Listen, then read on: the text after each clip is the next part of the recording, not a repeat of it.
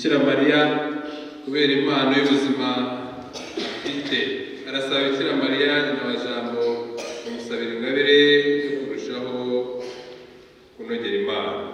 Kristokazi arasabira ababyeyi n'abavandimwe bitabye Imana, Nyantwari Justin, Mukamurerwa Scholastique, Umurerwa Justine, Félicité, Uwamahoro Martine, Umubyeyi Mariette n'abandi bose b'umuryango w'abazize Jenoside yakorewe Abatutsi.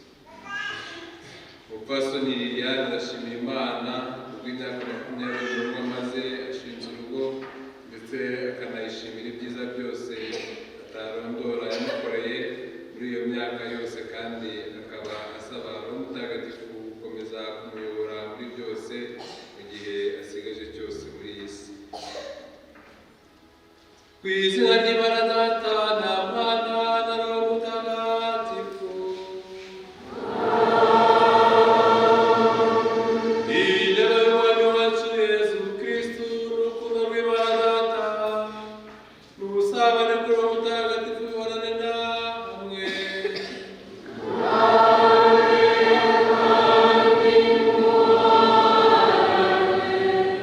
Bavandimwe, nicyo tubanza twava ibyaha byacu kugira ngo dushobore kumva ijambo ry'Imana no gutura igitambo cy'Ukaristiya dufite imitima isukuye. Nemera imbere y'Imana ishobora byose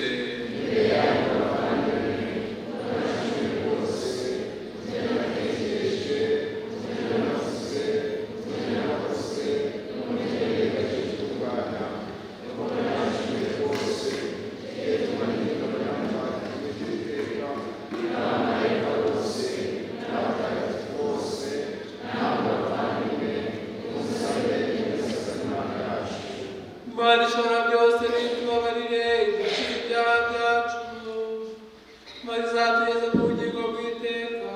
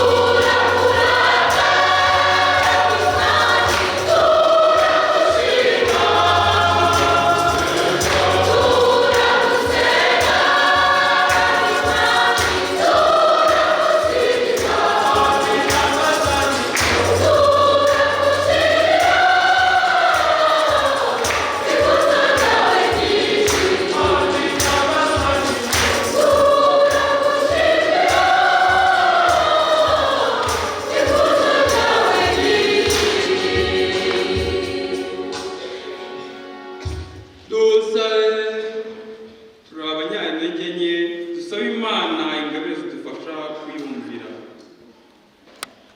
Nyagasani Mana yacu, wowe utera imbaraga abakwizera, ugire impuhwe wumve amasengesho yacu, kuko utadufashije ntacyo twakwishoborera kubera intege nke zacu.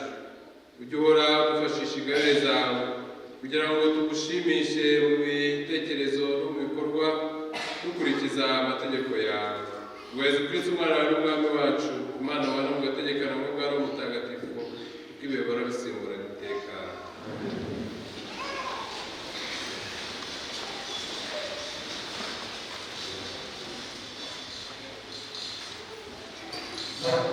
Ibyo tugiye kumva mu isomo rya mbere, nditera njyewe ubwanjye. Umuryango ugomba gukura nk'igiti cyatewe na Nyagasani. Icyo twizeye hano iwacu, gukura, kugwira, gukomera mu buzima bushya. Tubyumve.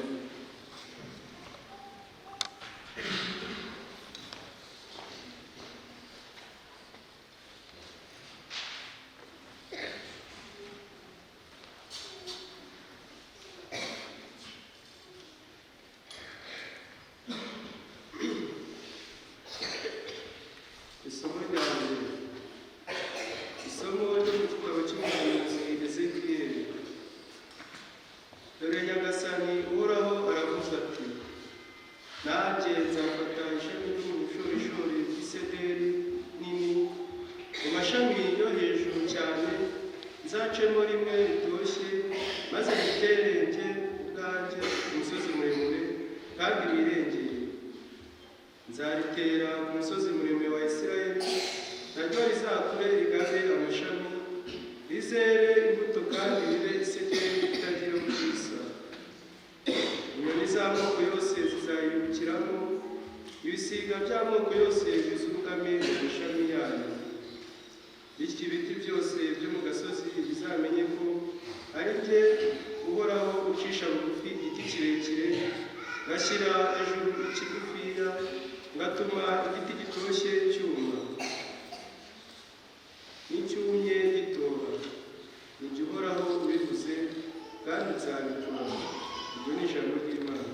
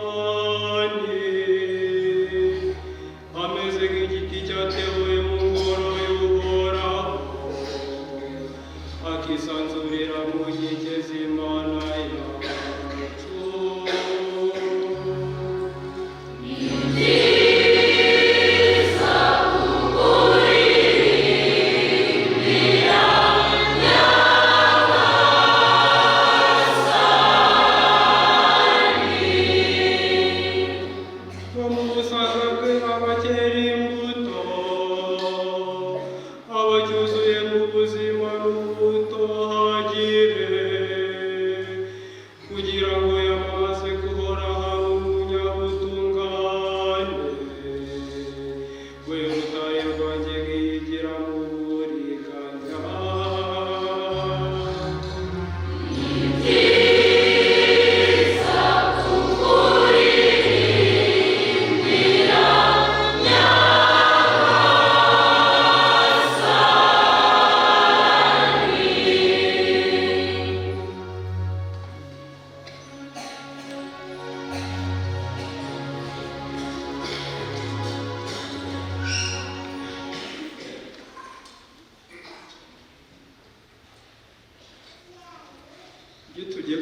isomo rya kabiri. Icyo tugambiriye ni uko tumushimisha. Pawulo aratubwira uko tumeze munsi. Turi abagenzi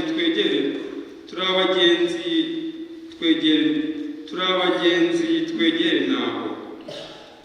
Dukurane ubwitonzi kugira ngo tubane na Kristo. Tubyumve.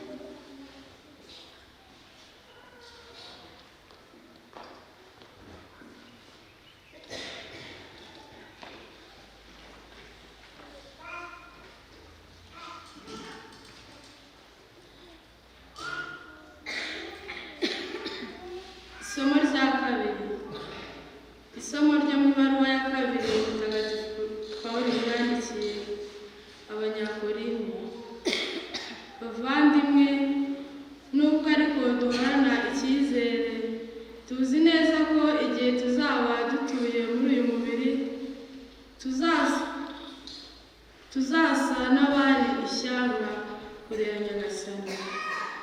Kuko ubu tugendera mu kwemera tutayobowe n'uko tubona neza.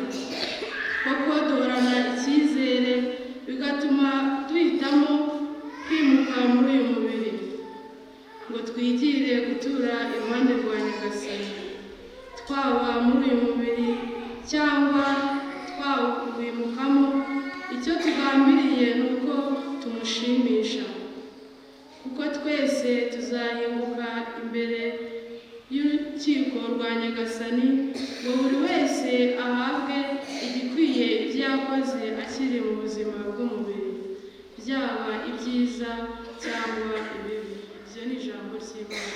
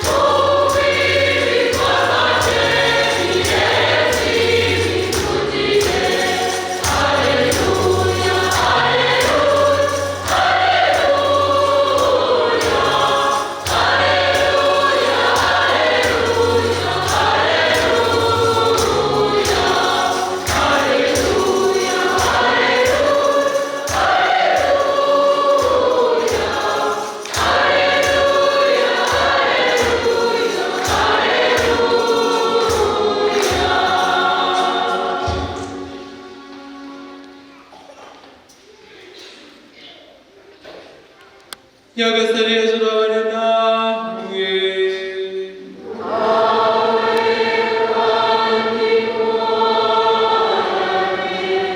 Amagambo y'Ivanjiri ntagatifu uko yanditswe na Mariko.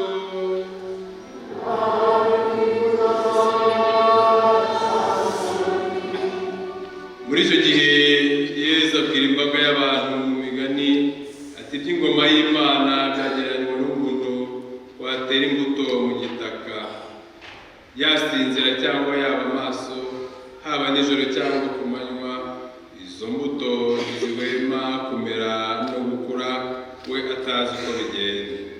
Igitaka ubwacyo kibanza kumera ingemwe, hanyuma zikagengarara, hanyuma imbuto z'ingano zikuzura mu mahundo. Izo mbuto zamara kwera, ako kanya bakazitemesha urusaruzo kuko imyaka iba yeze. Arongera ati, iby'ingoma y'Imana twabigereranya n'iki? Cyangwa se twabivuga nk'umugani? Bimeze nk'imbuto ya sinapisi ibibwa mu gitaka, ari ntoya kurusha imbuto zose ziba ku isi, ariko yamara kubibwa igakura ikaruta ibindi bihingwa byose, ikagira amashami manini, bigatuma inyoni zo mu kirere ziza kwarika mu gicucu cyayo. Nguko uko yabigishaga ijambo ry'Imana abacira imigani myinshi iringaniye n'ibyo bashoboraga kumva, kandi ntiyigishaga adaciye imigani, ariko abigishwa be akabasobanurira byose biherereye. Yari ntagatifu.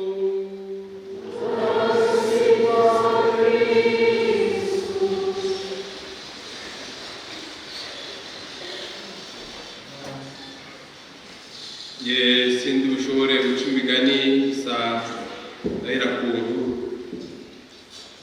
Hari abantu bafashe urugendo n'imodoka, mu nzira bagenda bahura n'ikibazo kuko imvura yari yaguye kandi umuhanda ari mubi.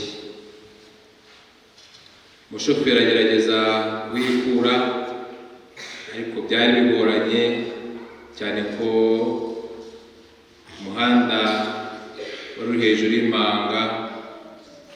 Abantu bagira ubwoba, barasakuza cyane, ariko umwana umwe gusa yakomeje kwirira irindazi rye.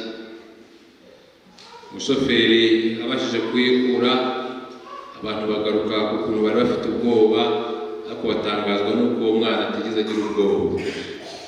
Baramubaza bati, ese shawe kuki utigeze ugira ubwoba? Hanyuma arababwira ati, ni papa utwaye imodoka. Umwana papa yatwaye imodoka ntishobora kuba, kubera ko umwana aba afitiye se icyizere gikomeye. Icyo cyizere nicyo amasomo matagatifu twumvise uyu munsi adushishikariza kugirira ububasha bw'Imana, kwizera Imana. Hari igihe tuva mu rugendo cyangwa se tujya mu rugendo, ugasanga twinjiye mu modoka tukicara ko dufite tike, tubaza umushoferi niba yasinze, niba afite perimi, niba tujyanye aho agiye, tukicara tukumva ko turi bugereyo. Icyo ni icyizere tuba tugiriye umushoferi.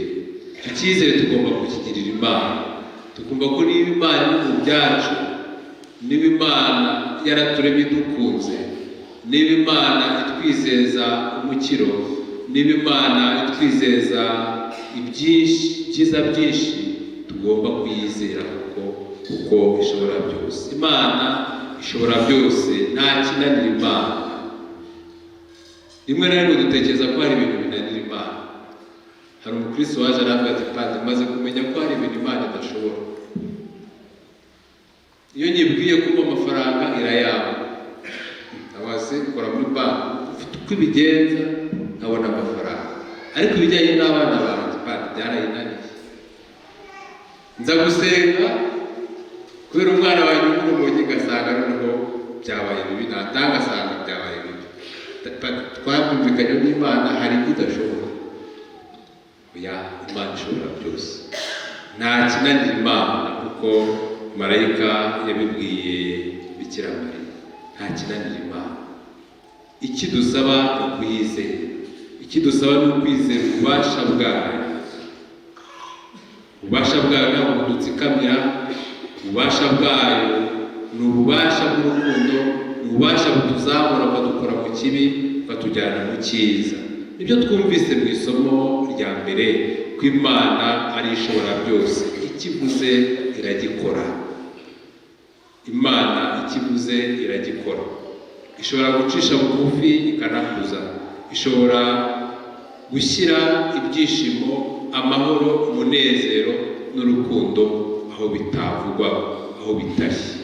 Ni Imana rero ishobora byose, tuyizere, tugirire icyizere gikomeye kubera ububasha bwayo. Mu isomo rya kabiri, icyizere cyacu gikomezwa n'uko twaremewe kuzabana n'Imana. Twaremewe kuzabana n'Imana. Ubuzima bwa hano mu isi turi mu rugendo, ntabwo hano ku isi ariho iwacu nyaho. Icyizere rero dufite tuyobowe n'uko kwemera kudushoboza kumva ko Imana yaturemeye kubana nayo, nibyo bizadufasha kurushaho kuyikomeraho. Imana ikitwifuzaho ni ukugira imigenzereze myiza nk'uko Pawulo mutagatifu yabitubwiye, yishimisha. Icyo tugomba gukora ni ugushimisha Imana. Tuzashimisha Imana rero duhisemo gukora icyiza, kuko tuzakirwa urubanza rushingiye ku byiza cyangwa se ibibi tuzaba twarakoze. Twe nk'abakristo rero, twe twifitemo icyizere, duharanire gukora icyiza, tubibe icyiza kugira ngo tuzabashe gusarura ubukiro, tubibe icyiza, tuba abahanga b'icyiza n'abaswa b'ikibi. Ikibi kitubeho kidutunguye, ikibi kitubeho kubera intege nke zacu, ikibi kitubeho tutakigambiriye. Imana rero nihora idufasha mu ntege nke zacu, tuzahure maze tube ubutwari kurushaho kuyizera no kuyemera. Ibyo bidufashe guhora iteka tuyishimisha mu byo dukora no mu byo tuvuga, kugira ngo icyiza kibeho, icyiza tukibibe mu mitima yacu no mu mitima y'abavandimwe bacu, tubereho gusingiza Imana muri byose. Mu Ivanjiri Yezu Kristo aradusaba kwizera Imana yo yimika mu mitima yacu ingoma yayo y'urukundo mu buryo twe tudashobora wenda kuba twamenya. Ijambo ry'Imana twumva, amasakaramentu duhabwa agenda dukuzamo ingoma y'Imana uko bwije n'uko bukeye, twaba tubibona cyangwa tutabibona.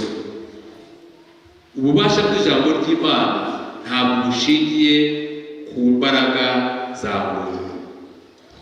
Ijambo ry'Imana rishingiye ku bubasha bwayo.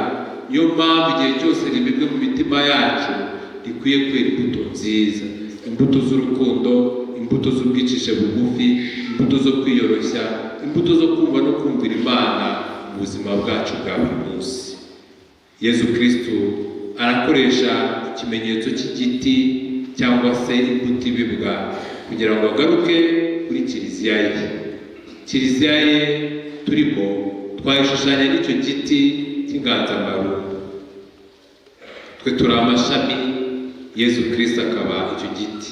Turi amashami, kiliziya ikaba icyo giti.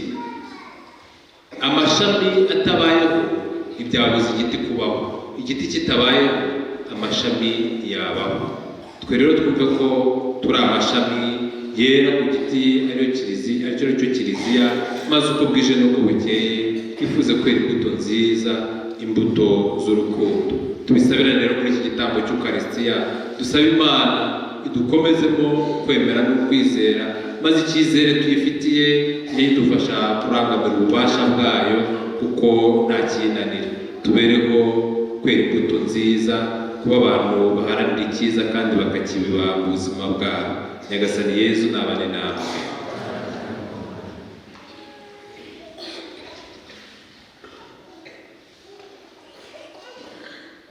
Nimuhaguruke twamamaze ukwemera kwacu.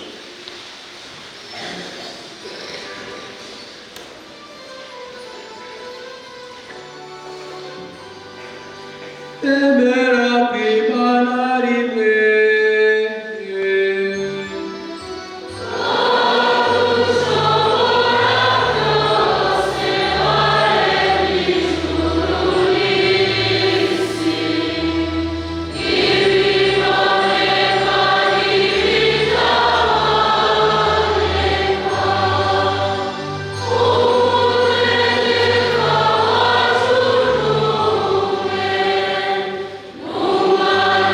Amen.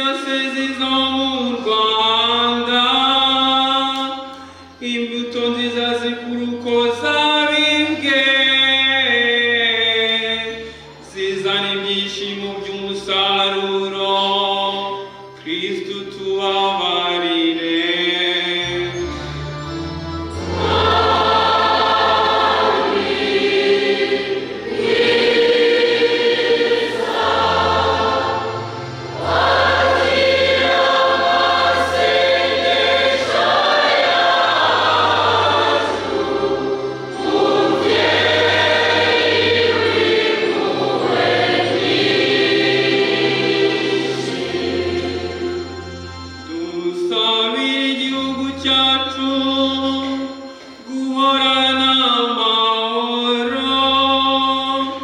Umukuru wacyo hamwe n'abandi bayobozi bagishyire mu nzira y'amajyambere. Kristu tubabarire.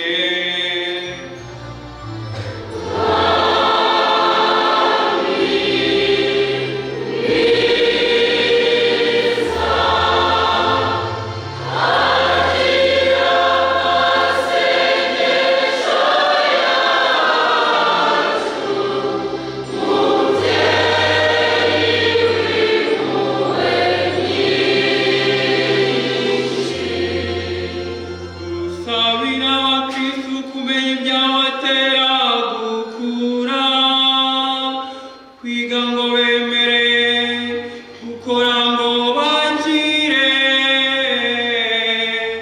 guhazwa no gusangira ngo bakundane. Kristu tubabarire.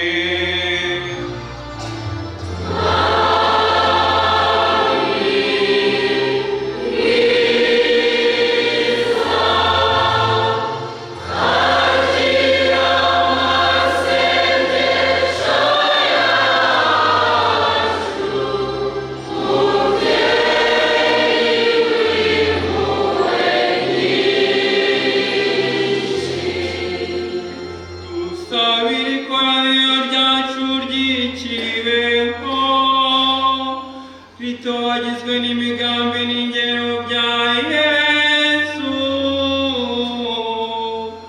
rihore rikura mu kwemera, ribe igiti kitarimburwa. Kristu tubabarire.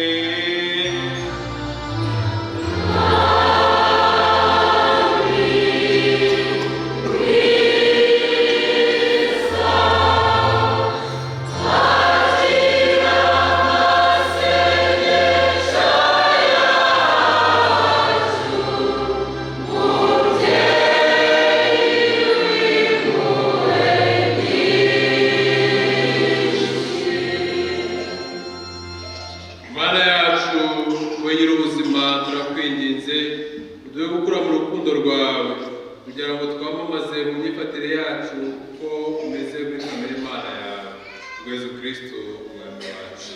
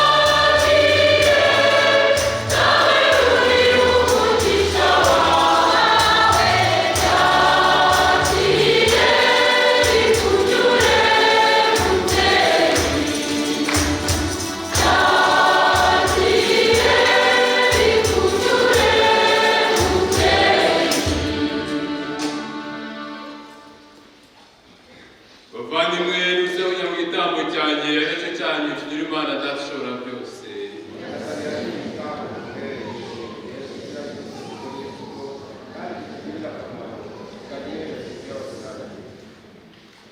Nyagasani Mana yacu, utungisha abantu ifunguro rigizwe n'amaturo tuguhereje, ukabavugurura kubigirisha isakaramentu ry'ubugingo bushya. Turakwinginze, urihe kujya uramira umutima n'imibiri byacu kubwa Kristo Umwami wacu.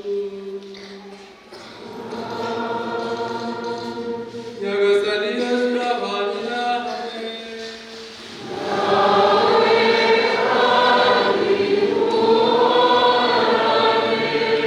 Imitima yanyu iruhukire iby'ijuru.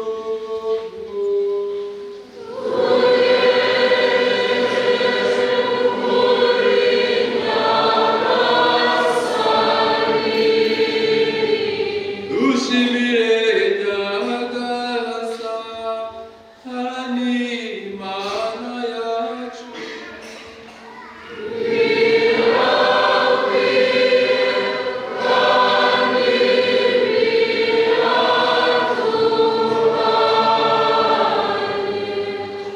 Ni koko birakwiye kandi biratunganye, ni ngombwa kandi birimo agakiza ko tugushimira iteka na buri wese Nyagasani Data nyir'ubutagatifu, Mana ishobora byose ugahora witeka, kuko wagiriye amaraso umwana wawe yameneye ku musaraba, ugakoresha n'ububasha bwa Roho Mutagatifu, maze abana bawe bari baratatanyijwe n'ubugome bw'icyaha, ukongera kubakoranyiriza hamwe no kubiyegereza.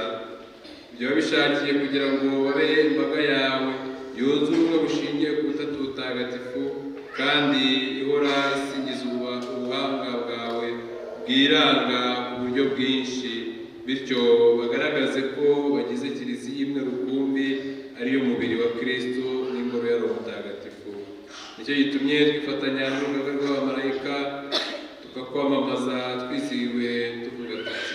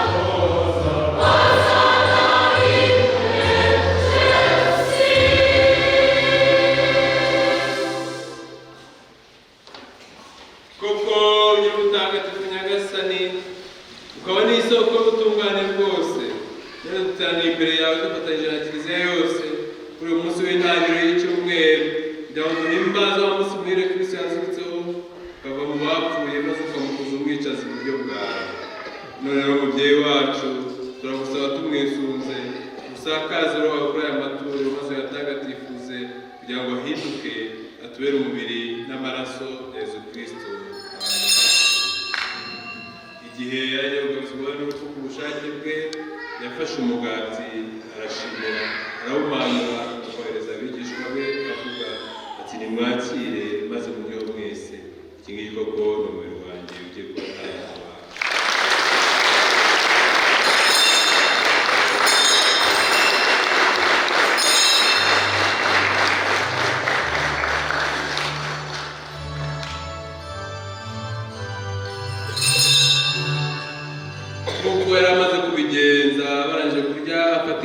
nanone arashimira nuko yohereza abigishwa be avuga ati nimwakire maze munywe mwese iyi koko ni imponguro y'amaraso yanjye isezerano nshya kandi rizahoraho iteka agiye kumererwa mwebwe n'abandi bose kugira ngo mugire imbabazi z'ibyaha nimujye mubikora urwibutso rwanjye.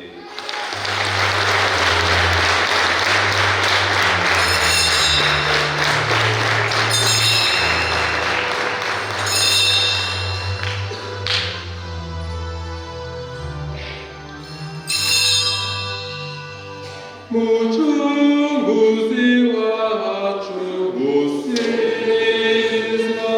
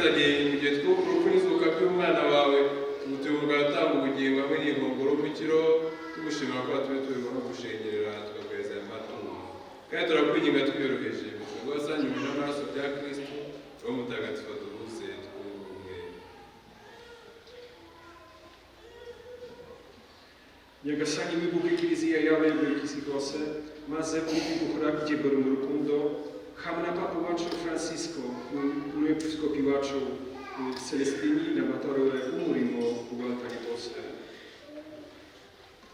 Wibuke kandi n'abavandimwe bacu bapfuye bafite ubwizere bwo kuzazuka hamwe n'abandi bose bapfuye uzazukirwe maze bakirire muri ruguturuka.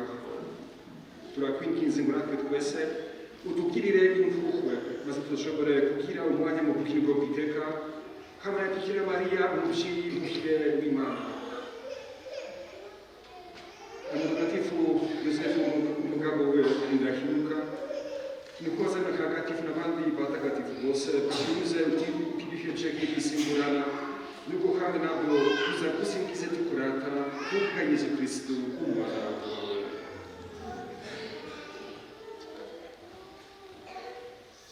Dawe mashora byose icyubahiro cyose n'ikuzo byose ubishyikirizwa na Kristo ukabihabwa hamwe nawe ukabiherwa muri we mu bumwe bwa Roho Mutagatifu uko ibihe bihora bisimburana iteka.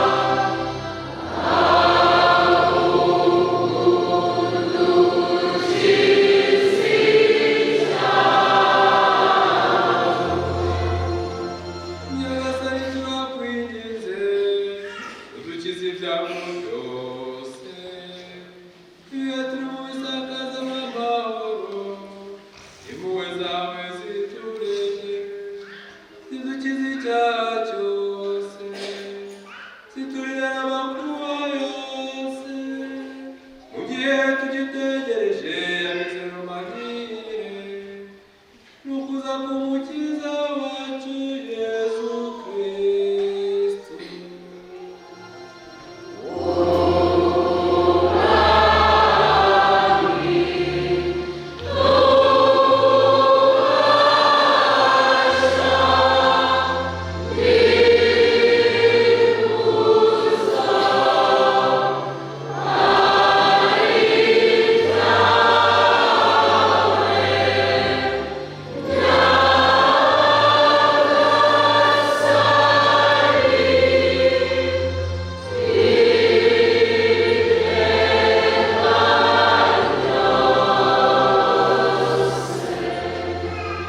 Nyagasani Yesu Kristo wowe intumwa zawe tubasigira amahoro mbaye amahoro yanjye ntibite ku byaha byacu ahubwo witeho kwemera kwa kiliziya yawe maze ku bushake bwawe y'amahoro kandi wumbire mu bumwe wowe ugategeka iteka ryose. Mugire iteka amahoro ya Nyagasani, urukundo rwa Kristo rumwifurizanya amahoro.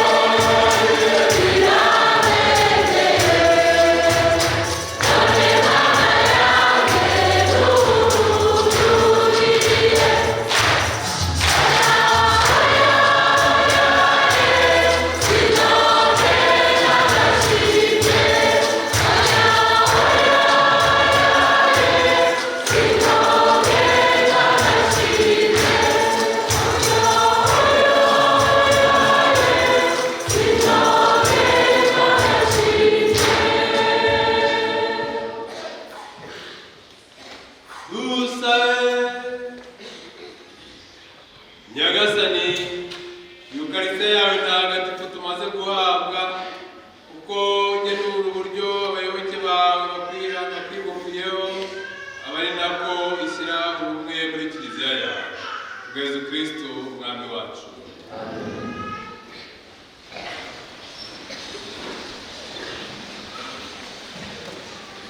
Abatagatifu kiliziya izahimbaza muri iki cyumweru none ni Mutagatifu Yohani Francisco Regis, Aureliani na Rutugarda. Ejo kuwa mbere ni Mutagatifu Herve Emilia Villarari, kuwa kabiri ni Mutagatifu Leonsi na Speciosa, kuwa gatatu ni Mutagatifu Romualdi, Juliana Falconieri na Alina cyangwa se Adelina, Gervase na Protaze. Kuwa kane ni Mutagatifu Silveri, Florentina na Novati. Kuwa gatanu ni Mutagatifu Aloisi na Rodolfi. Kuwa gatandatu ni Mutagatifu Thomas More, Yohani Fischer, Paulini Wanole na Urbani. Ku cyumweru gitaha ni Mutagatifu Yosefu Kafaso na Achisa. Abazagira abazina b'abatagatifu rero kiliziya izabasabira. Nimuhaguruke tuvugire hamwe indamutso y'amarayika. Marayika yasoje ubutumwa bw'Imana kuri Mariya. Ndakuramutsa Mariya,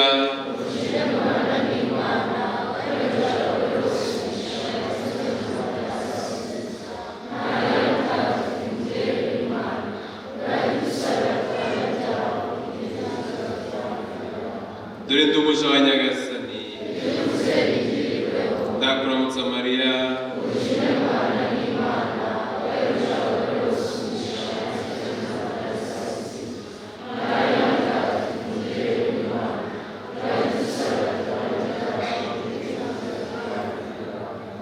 nuko jambo yigira umuntu.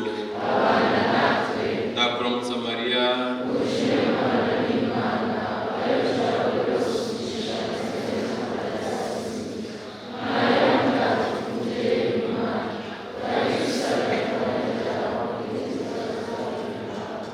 mubyeyi mutagatifu w'Imana adusabira. Dusabe.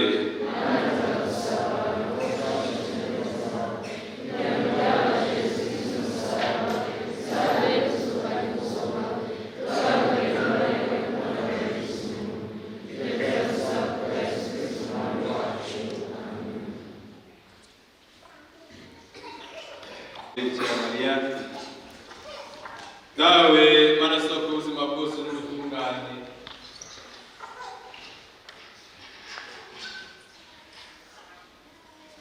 wahaye abantu amazi atanga ubugingo n'ubusukure, mana umugisha wawe kuri aya mazi kugira ngo tugure mu kubera kw'isumu twahawe kandi tubereke umugisha wa Yezu Kristo umwami wacu. Umugisha n'ibikoresho by'ubuyoboke turagasinzira Nyagasani isoko y'imigisha yose, unezezwa n'ubuke bw'abakwemera. Reba ni mu bana bakoze mu masengesho yacu umugisha ibikoresho by'ubuyoboke, maze mu gihe abikoresha byambere babyifashisha basenga, bazarushaho gusa na Yezu umwana bakunda, we mubana mugategeka iteka ryose.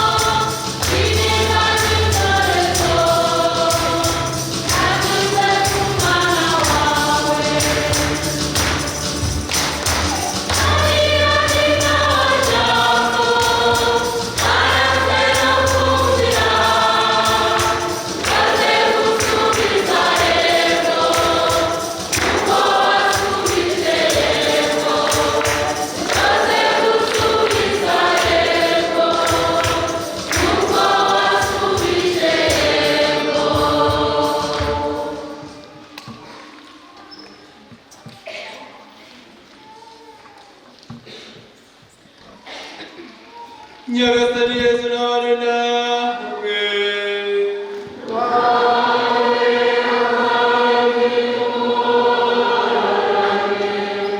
uhoraho n'abamugisha kandi abarinde uhoraho abareba niwe kandi abasakaza mu mahoro ye uhoraho abiteho uhoraho abakiza ikibi cyose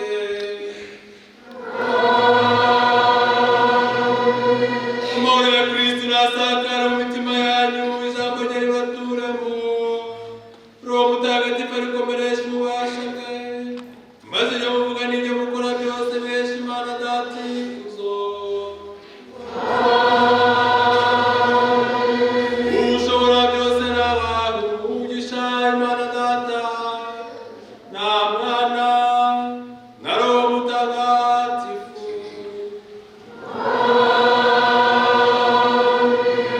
nimujyane amahoro n'ibyishimo bya kristo